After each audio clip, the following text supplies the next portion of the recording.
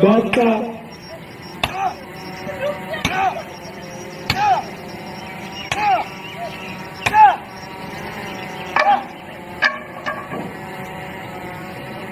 अंदर नहीं। Okay credit action से क्लास पहले सब नहीं ना किसी कृष्णा भगवान को वर्शिप करते हैं। अरे है आप यहाँ रुकिए ना, मुझे अच्छा लगा।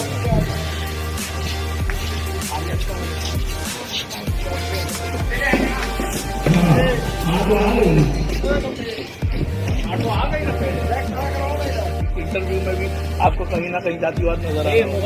इस कदर हम लोग के नस्ल साथ में बोलते हैं हरे राम, और हम बोलते हैं शिव है कर में। कुर्सी लाओ, कुर्सी आइए भैया आइए। गाड़ी टूट रही है, पैसा मेरे को देना है। हर महादेव। प्रयागराज में आज की शूटिंग स्टार्ट हो चुकी, क्या कहना चाहेंगे? सबसे पहले इन चैनल के देखने वाले जितने भी श्रोता हैं सबको पैर छू के प्रणाम कर रहा हूँ। बड़ा मज़ा आ रहा है कि सबसे बड़ी चीज़ है कि प्रयागराज जो जगह है वो आस्था का परिकाष्ठा है। कहीं ना कहीं यहाँ जिधर जाइए उधर आपको एक मंदिर मिलेगी। तो हमारे लिए बड़ा, हम जब भी निकलते हैं तो कम से कम 10 मंदिर सामने होती है और भगवान का दर्शन करते हुए निकलते हैं। और आशिकी को एक आस्था की जगह पे ही हमें बनाना था और हमने कोशिश भी की, और आज वो संपूर्ण रूप से अच्छा हो भी रहा है। और हमारे पराग पाटिल जिसके डायरेक्टर हैं, अमरपाली दुबे जी हीरोइन है और हम हीरो हैं, और हमारे प्रदीप शर्मा जी जो हैं वो प्रोड्यूसर हैं। तो बड़ा मज़ा आ रहा है, सबका योगदान मिल रहा है और बड़ी खूबसूरत सिनेमा बन रही है। फिल्म में आम्रपाली दुबे को लिया गया, पहले 2 गाने उनके साथ आपके थे, एज ए लीड फिल्म में आप कर रहे हैं, तो क्या कहना चाहेंगे आप? देखिए, अमरपाली जी के साथ मेरा बहुत पहले सिनेमा हो गया होता। मुझे लगता है कि राजा बाबू सिनेमा जो बनी थी उसका हीरो पहले मैं ही था, लेकिन टाइमिंग उनकी मिली नहीं, उनका डेट हुआ नहीं।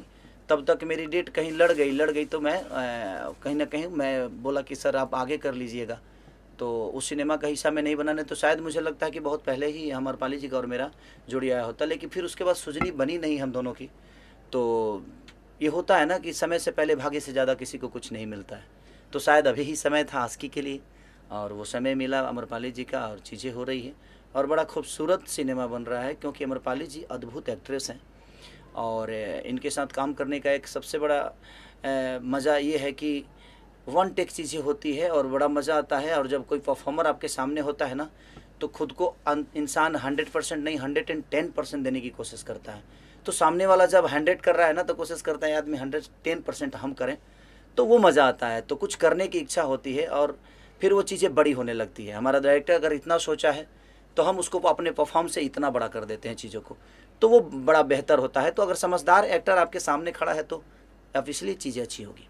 पहले आपके साथ काजल राघवानी की चर्चा थी आस्की के लिए, लेकिन अभी नहीं, ऐसा तो कुछ नहीं था, कोई साइन ही नहीं हुआ था। सब चीज़ें अपने लेवल पे थी, क्योंकि हमारी कहानी फाइनल नहीं हुई थी। और चीज़ें था तो शायद उनका भी कहीं सिनेमा था, उनका भी डेट का पंगा था, और मेरा डेट इधर था उनका, और उनके पास डेट शायद नहीं था। तो फिर हम लोगों ने अमरपाली जी को साइन किया। शायद हमारे प्रोड्यूसर का जो इच्छा था और डायरेक्टर का भी इच्छा था कि एक हमें जो करेक्टर है उसमें एक छोट जाति का करेक्टर है और उसमें फिट बैठना भी चाहिए। सिनेमा के हिसाब से करेक्टर होता है तो शायद चीज़ें वो लोगों को अच्छी लगती है और ये बेहतर सिनेमा होगा। आज की किस प्रकार की फिल्म होगी?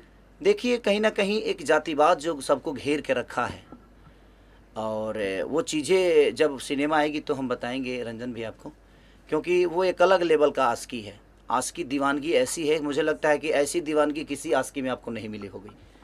जो जितने भी हिंदी में आस्की बनी है उस सारे आस्की से ऊपर ये सिनेमा है। क्योंकि प्यार का मतलब ये नहीं कि किसी लड़की के लिए हम जान दे दें और जान ले लें। प्यार का मतलब ये होता है कि एक समाज को भी आईना मिले और उस प्यार के बदौलत सिर्फ उसी को नहीं सबको सम्मान मिले। तो ये एक सिनेमा है कि समाज को भी एक सम्मान की तरफ ये सिनेमा लेकर जाएगा और एक अपने जिससे वो प्यार करता है उसको भी लेकर जाएगा।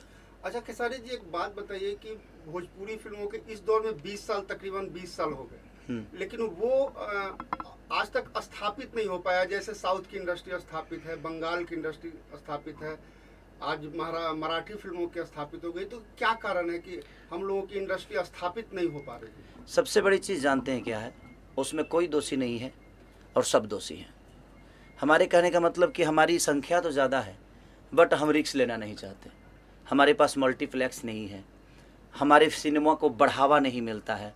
दूसरी चीज़ कि हम अच्छी कहानियों पे काम नहीं करते। ऐसा नहीं है रंजन भैया, आप देखिएगा हमारी कई सारी मूवियाँ आई है, मेहंदी लगा के रखना, संघर्ष, आपके बागी, मैंने बहुत ऐसी सारी चीज़, साजिद चले ससुराल, जान तेरे नाम, मैंने लहू के दो रंग से लेकर मैंने जितनी भी कई सारी फिल्में, कुल्ली। तो जब कहानी पे काम होती है तो हमारी ऑडियंस हमें वो मोहब्बत देती है, बट हमें सिर्फ काम ही करना है, हमें कहानी पे वर्क नहीं करना है, तो फिर कोई मतलब नहीं है। हमारा एक जगह जो है वो मुझे लगता है कि साउथ से भी ऊपर होनी चाहिए, लेकिन आज इंडस्ट्री साउथ ऊपर इसलिए है क्योंकि वो 100 करोड़ लगाना जानते हैं। तो जब वो 100 करोड़ लगाना जानेंगे तो शायद वो 150 करोड़ कमाना भी जानते हैं। तो जब हम लगाएंगे ही नहीं तो हम कमाएंगे क्या? और हमारे यहाँ 15 दिन में जब कहानी बन जाएगी तो सर कहाँ से वो अच्छी बन पाएगी? उसके लिए 15 महीना लगाना पड़ेगा आपको कहानी पे, आपको मैं कहीं ना कहीं गाने पे। यहाँ तो सिर्फ हीरो का डेट मिला, भाई कुछ भी कर देना है, तो वो चीज़ें होगी तो सब शायद मुझे लगता है कि सबके लिए नुकसानदायक है। तो मैं आज की डेट में खुद ही कोशिश करता हूँ, खुद ही सोचता भी हूँ, और कहीं ना कहीं हमारी सोच कामयाब भी होती है। तो मुझे लगता है कि सोचने की ज़रूरत है, और हर डायरेक्टर को सोचने की ज़रूरत है कि अगर वो कहानी अच्छा लिखेगा, कहानी कुछ नई ताज़ा होगी, उससे समाज को अगर कुछ मिलेगा तो शायद हमारी भी कहानी, हमारी भी सिनेमा बड़े लेवल तक पहुँचेगी। और मैं इसमें नेताओं को भी दोष नहीं इसलिए नहीं दे सकता कि अगर आप उस लेवल के सिनेमा बनाएंगे, जैसे कि मेरी मेहंदी 3 अभी रिलीज हुई तो कई मल्टीप्लेक्स में लगी और बड़े अच्छे रिस्पॉन्स रहे उसके। तो मुझे लगता है कि अगर अच्छी सिनेमा हम बनाएंगे तो उसका भी भविष्य बनेगा, और आज नहीं तो कल हमारी समाज उसको देखेगी। तो कहीं ना कहीं फैक्टर हर आदमी है, उसमें मैं भी फैक्टर हूँ, डायरेक्टर भी फैक्टर है, प्रोड्यूसर भी फैक्टर है, डिस्ट्रीब्यूटर भी फैक्टर है, और सरकार भी फैक्टर है। इसमें ऑडियंस का 1% का दोष नहीं है। अगर हम जो हिसाब की चीज़ें देंगे, मुझे लगता है उसी हिसाब से ऑडियंस हमें प्यार देगी। अच्छा, पहले भोजपुरी फिल्मों का सबसे बड़ा मार्केट बिहार है, उसके बाद उत्तर प्रदेश है। तो पहले शूटिंग होती थी मुंबई में, फिर गुजरात में, अब ज़्यादातर शूटिंग हो रही है यूपी में। बिहार में क्यों नहीं हो रही है? देखिए, बिहार में नहीं होने के कारण व्यवस्था वो बिहार में नहीं मिल पा रहा है।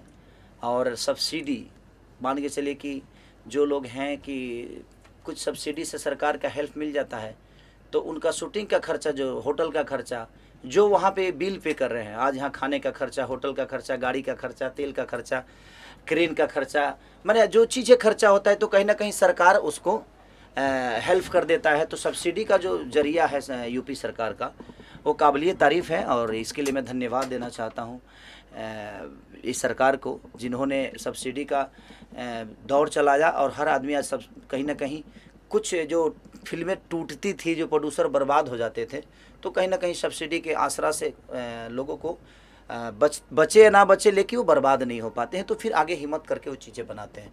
अगर बिहार में भी सब्सिडी का अगर दौर चल गया तो शायद मुझे लगता है कि बिहार में भी सारे लोग शूट करेंगे। अगर वो व्यवस्था उस टाइप की हो गई तो शायद क्यों नहीं बिहार में शूटिंग होगी। सर